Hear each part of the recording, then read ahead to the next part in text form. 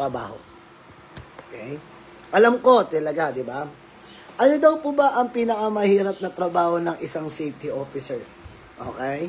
Sa ating pong lugar gawaan. If the top management didn't support you. That's the reality. Paano mo gagawin ang isang objective if your company didn't support you? Isang magandang katanungan para sa ating lahat. Okay? Ikaw mismo, di ba? Marami sa ating magagaling na safety officer. Tandaan nyo ha, maraming magagaling na safety officer. Kasi bakit? Natututo based on the learning experience nila sa lugar gawaan nila.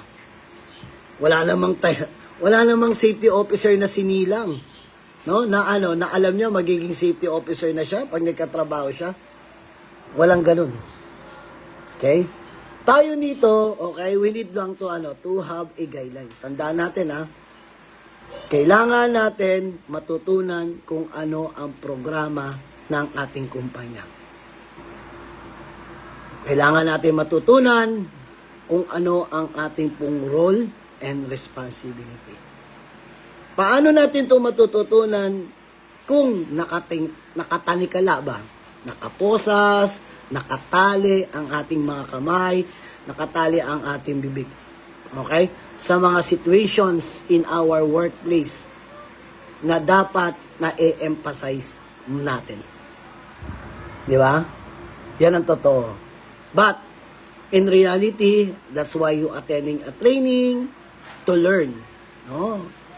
Kaya nga po na andito tayo o naandyan ka, no, na umattend ng training para mas matutunan natin ano pa po ba yung i-emphasize ko sa sarili ko.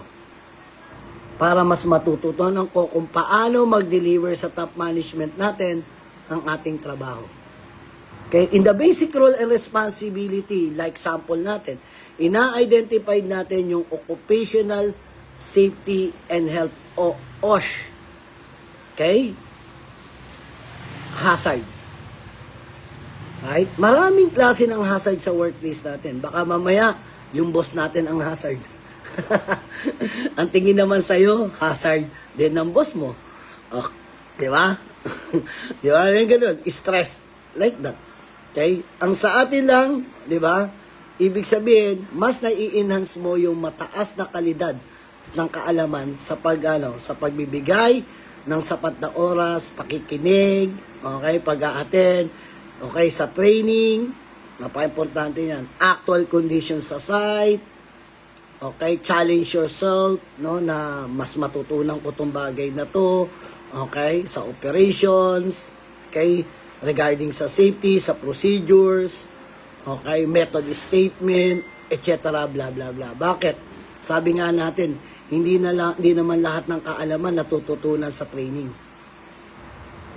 Right?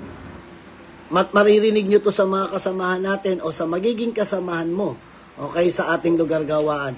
Ang pinaka-importante po sa ating pong lugar gawaan is yung tinatawag mong passion. Yung passion mo o yung gustong-gusto mong matutunan tong bagay na to at yung passion mo to learn this, wala pong makakadlang yan. Yan po ang lagi niyong tatandaan o lagi natin pong tinatandaan po o sinasabi sa ating mga kasama.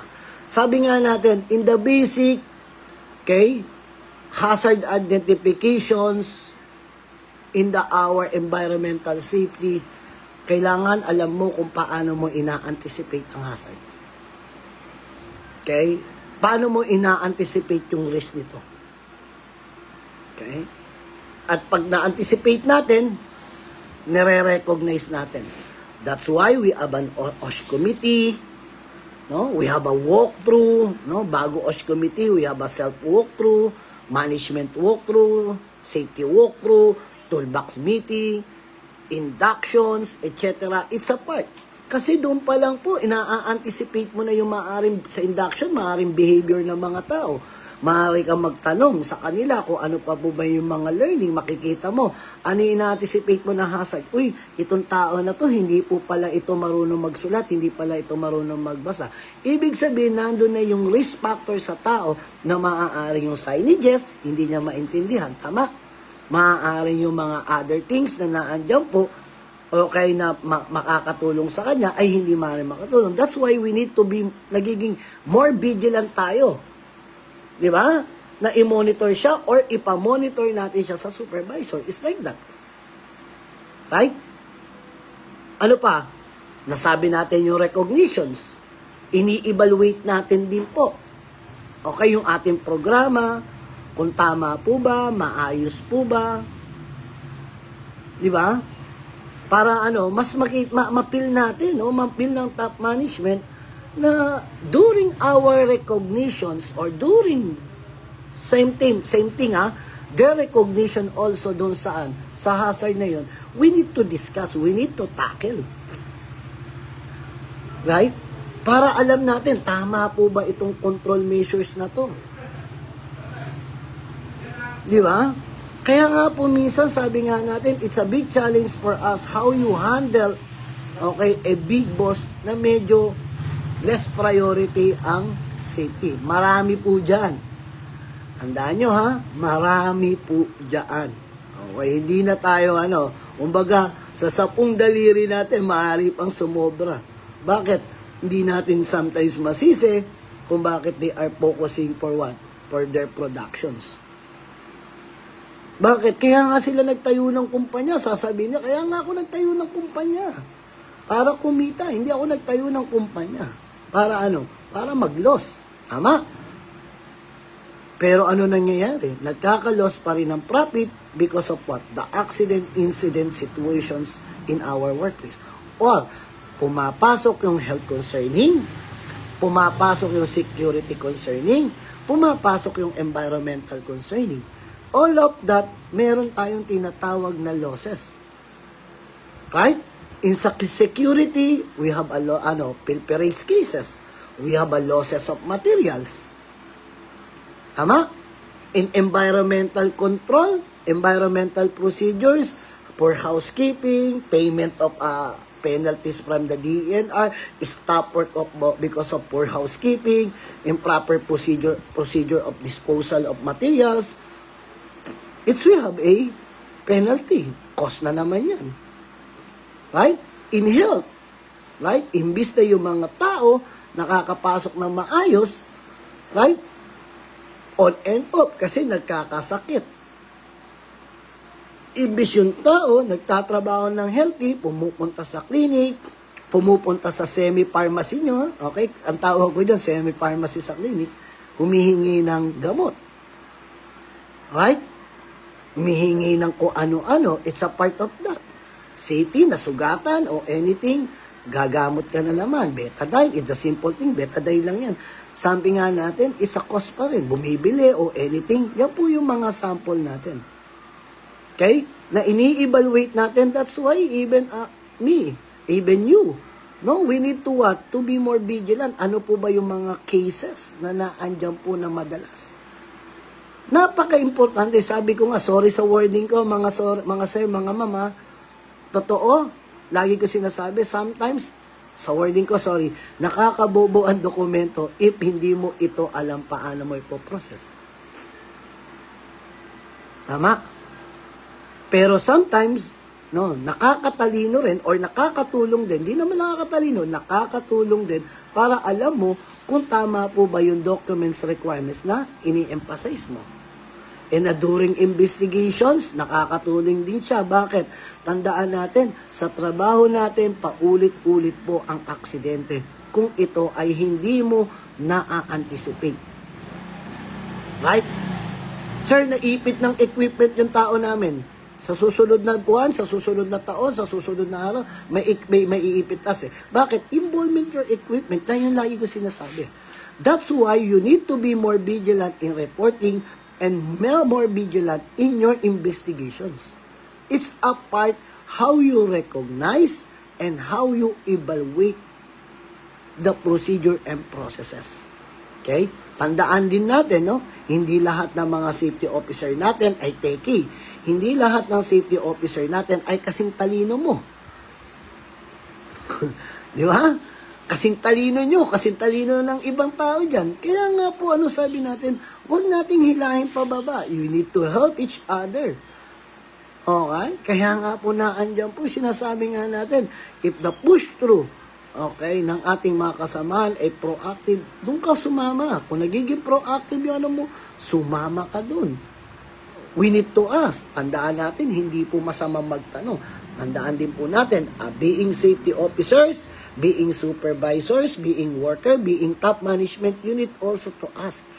Napaka-importante na sa mga tao yung mga dapat mong matutunan at syempre pag nagtanong tayo, doon tayo sa competent person.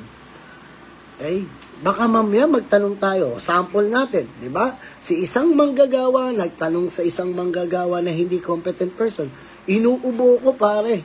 Ano kaya gamot nito? Gin kalamansi lang yan. Tama? Ibig sabihin, you need to ask the competent person. O sir, yung welder, sir, tinamaan yung mata ko eh. Ano ba gamot dito? Alaksan at Vicks lang yan. Makita mo yung tao, parang mami na sa Vicks yung muka. Right? Bakit? Kasi hindi competent yung tinanong niya. Totoo naman yun, di ba? Pintor, nagtanong, pre, parang barado yung ilong ko. Tara, gin kalamansi lang din yan. Yun yung mga sample natin. That's why, bakit tayo mahihiya magtanong sa mga kasamahan natin if tingin natin they are competent. Tingin nga yan natin, paano natin hulaan? Kaya nga po, you need to be listener. Kaya nga po yan yung lagi ko sinasabi sa mga safety or sa mga supervisor o sa mga manggagawa natin. If you want to learn someday, ang progresibo mo sa katawan natin ay matuto, makinig po tayo ng tama. Hindi po lahat na nagsasalita sa paligid natin ay tama. Baka may tama lang. Okay? Yan po ang lagi natin. So, sabi natin, ina-anticipate natin yung hazard and risk natin po. So, nire-recognize natin ito. Okay? Kung paano natin nire-recognize natin, kung ano magiging effect nito sa ating pong workplace, sa ating mga kasama. And, ini-evaluate din po natin. Pwedeng dokumento, or anything po na pwede makakatulong po dyan. Right?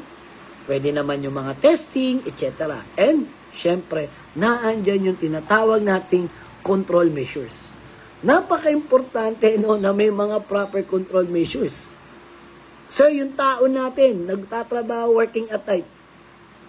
Sige, pagdasal natin, para na wag mahulog. Di ba? Isipin mo, yung mga engineer natin, mga supervisor natin, tatawagin pa sa safety sa office, bro. Yung tao doon, nagtatrabaho, working at night, walang full protection, walang railings, walang lifeline, walang full body harness, walang induction, walang signages. Tatawagin ka pa, pero siya yung supervisor in charge to all project. Ibig sabihin, yun po yun. Baka mamaya, okay, nare-recognize natin na ang hazard natin ay yung mga kasama natin. Bakit? Mababa ang kanilang kaalaman sa responsibility o responsibilidad na to help the safety and health, to help our health, safety, and environmental factor natin. Security na rin also. Yan po yan. No, napakalawak. Sabi nga natin, in the control measures, please, we need to be more vigilant.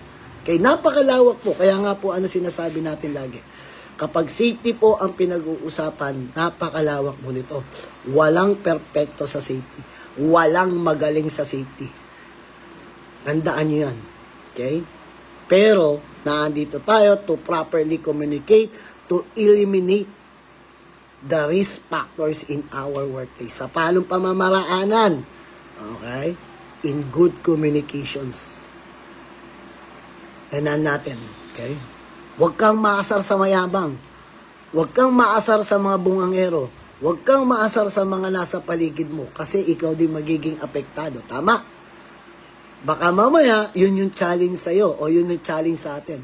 Kasi bakit? Ayoko matin ng meeting. Bakit? Mayayabang yung mga yan. Galing-galingan yung mga yan. Huwag ka doon mag-look forward. No? Mag-look forward ka, takpan mo yung mukha nila doon sa sinasabi lang nila. Okay? Yun po yun. You need to be a good listener. Okay? Marami po, napakarami. Katulad ko, sometimes sinasabihan ako ng mga kasama ko, mayabang, okay? Masungit, palagalit, di ba? Ang sinasabi ko sa kanya, kung doon nyo ako tinitingnan, it's good. Okay? Kesa sa ulo ko kayo nakatingin. Hindi po, okay?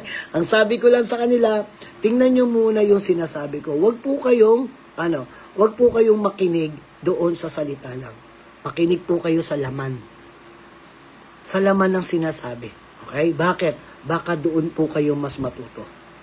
Baka balang araw po, okay, yung kasamahan mo na yan, okay, yun din po ang bumilib sa iyo balang araw.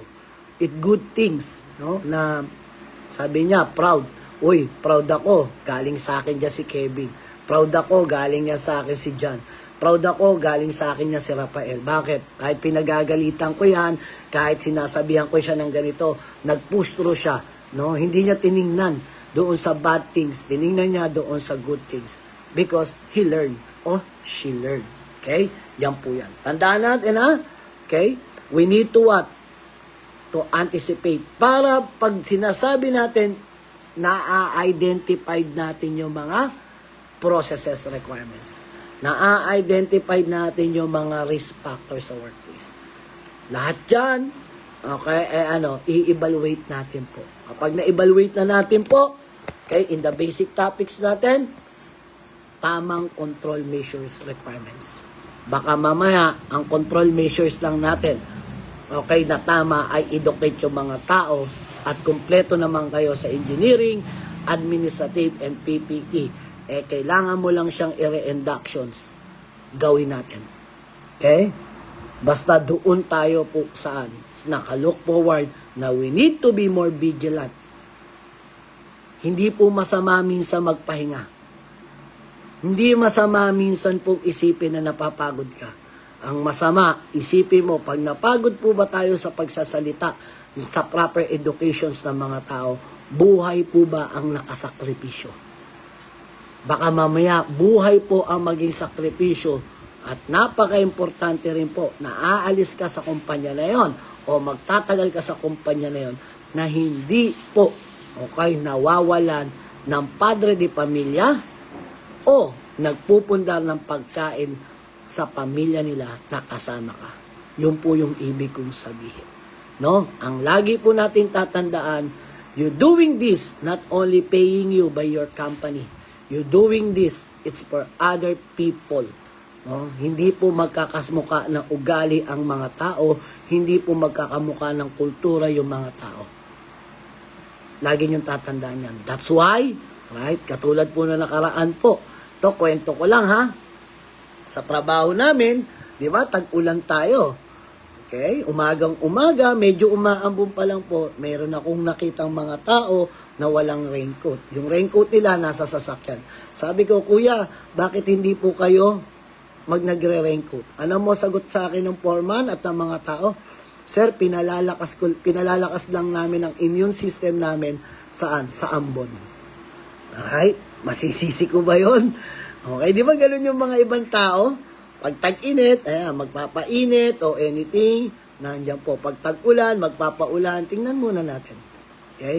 Tama po ba? Hindi ko sila masisisi, ganun ang learning nila. Pero educate natin. Ano sinabi ko? Nandito po kayo para sa pamilya nyo. Magtrabaho. Tama? So, ibig sabihin, pag nagkasakit kayo, sino ang maapektuhan? Not only you. Kasi ikaw, nagtatrabaho ka dito, pero ikaw bumali. Tama? Pwede kang bumali sa boss mo ng pambili ng gamot. Yung sa susunod na araw na pambigay mo sa pamilya mo, mababawasan. Dahil kulang ka sa pasok, kulang ka sa salary, at kulang ka sa pang-alawan sa pamilya mo. Yun lang sinabi ko. After a few minutes, pagtalikod ko at pagbalik ko, nakita ko, naka-raincoat na sila. It's like that. Okay? Na natin. Sometimes, we need to be more, to explain, no, na sa kanilang mga and even not only for the workers, even in our top management, sa ating mga engineer, sa ating mga supervisors, syempre sometimes, di ba, 5 years nag-aral yan, lagi ko sinasabi, 5 taon nag-aral yan, gusto mo magaling ka pa dyan, nakakaya naman kay Ma'am Danica. Okay, nakakaya naman doon sa mga natin, engineer. We need to have a proper communications. Okay? Yan lang po muna tayo ngayon. Okay? Good luck and safety first, mga ka-safety. Salute po.